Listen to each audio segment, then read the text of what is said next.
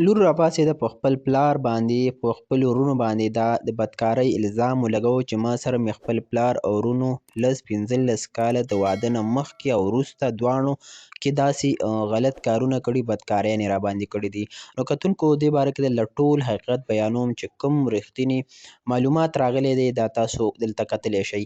دوستانو په دغه بیان چې کله رالې او شیر شو، نو ډېرو خلکو په دغه پلار او وروڼو باندې تنقیدونه شروع کړل چې دی ظلم کړی دی او دوی ته سزا میلو شي او نور هم داسې ډېر. او د هغې نه بعد بیا څه معلومات راښکاره شول، اصلیت راښکاره شو د دغه هلک او دغه ښځې باره کې چې پلار انټرویو راغلله او په دغه کې وویل چې زما کوم زومګی دی او کومه لور مې ده،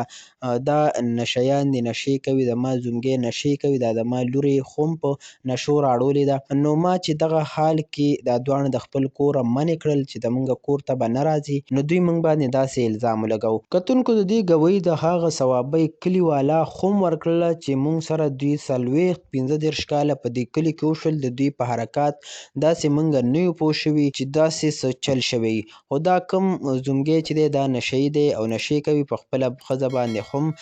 نشې کوي او په نشو یې راړولې ده. نو په دې حال کې دغه انټرویو شوې ده او په خپل ورور پلار باندې دغه الزامونه لګولي دي، دا بالکل دروغ دي، هسې تش الزام دی. خو بل ځای نه بیا داسې راپورټ راځي چې دغه کوم خاندان چې دی دا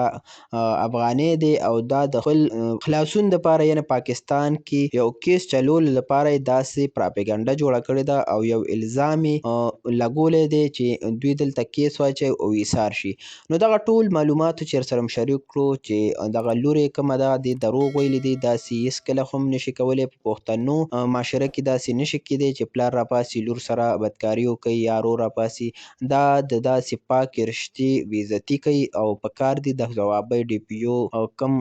مشران دي هغوی له پکار دي چې دغه دواړه ونیسي او سزا ورته ورکړي او نور هم حقایق مخې ته راشي.